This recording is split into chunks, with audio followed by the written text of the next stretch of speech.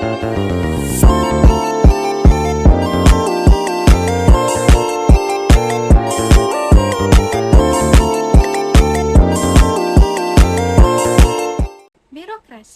Selama ini, organisasi birokrasi di kalangan masyarakat dipahami sebagai sebuah organisasi yang melayani masyarakat dengan stereotip yang negatif antara lain, yaitu proses pengurusan surat atau dokumen lain yang berbelit-belit, tidak ramah, tidak adil, tidak transparan, mempersulit dan memperlama pelayanan, dan sebagainya. Birokrasi menurut para ahli.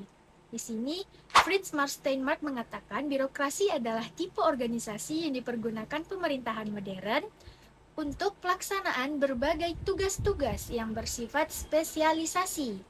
Dilaksanakan dalam sistem administrasi yang khususnya oleh aparatur pemerintahan.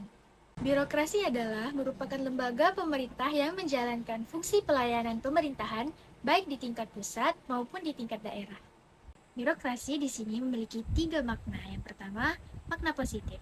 Birokrasi yang bermakna positif diartikan sebagai birokrasi legal rasional yang bekerja secara efisien dan efektif. Yang kedua, makna negatif. Birokrasi yang bermakna negatif diartikan sebagai birokrasi yang penuh dengan patologi atau penyakit, organisasi tambun, boros, tidak efisien dan tidak efektif, korupsi, dan lain-lain.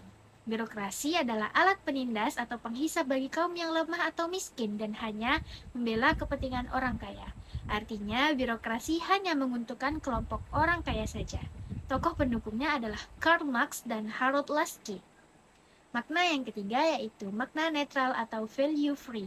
Sedangkan birokrasi yang bermakna netral diartikan sebagai keseluruhan pejabat negara pada cabang eksekutif atau bisa juga diartikan sebagai setiap organisasi yang berskala besar.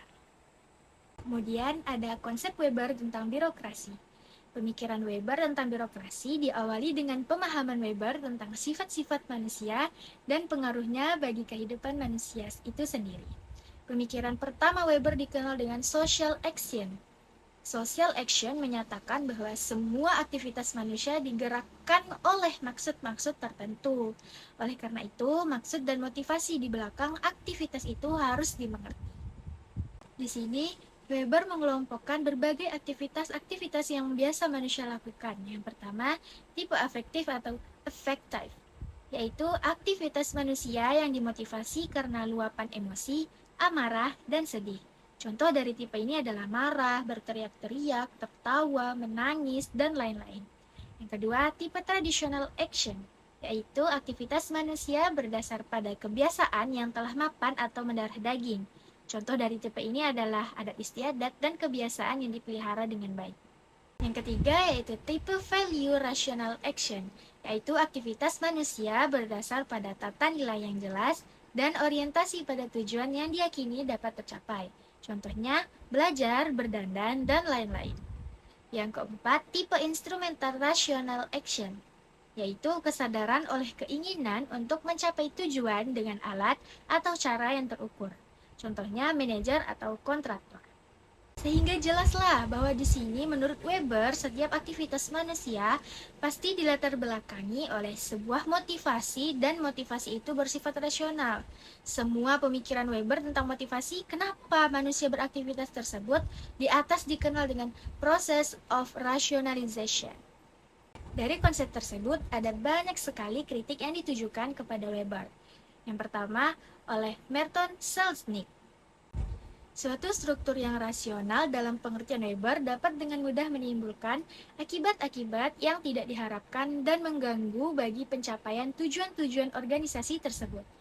Ia menunjukkan bagaimana sub-sub unit dalam organisasi mampu mewujudkan tujuan-tujuan mereka sendiri yang mungkin bertentangan dengan tujuan-tujuan organisasi secara keseluruhan.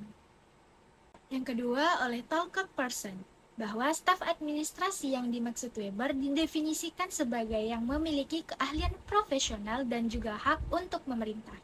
Atribut-atribut seperti itu dapat memunculkan konflik di dalam birokrasi, karena tidak mungkin untuk memastikan bahwa posisi yang tinggi dalam hierarki otoritas akan diiringi oleh keterampilan profesional yang sepadan.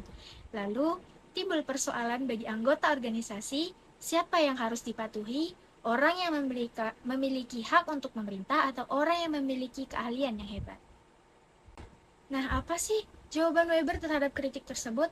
Nah, menurut Weber, sangat keliru jika menyamakan konsep rasionalitas formal dengan gagasan efisiensi. Tentu, konsep itu terdiri dari teknik seperti penghitungan atau pencatatan. Kritik terhadap Weber atas pengabaian konteks budaya organisasi adalah keliru. Memang dapat dikatakan bahwa Weber merupakan salah seorang yang ulasannya selangkah lebih maju dalam menyajikan suatu teori umum budaya modern.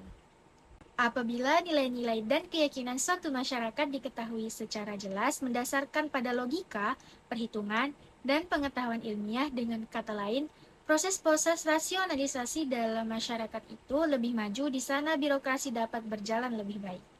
Sebagai kesimpulan, orang dapat menyatakan bahwa ciri pandangan Weber tentang birokrasi yang baru dan unik yang bagi komentator mutakhir ditolak adalah karena pengabaiannya sama sekali terhadap masalah efisiensi. Hal ini tidak juga mengherankan. Selanjutnya, ada konsep patologi birokrasi.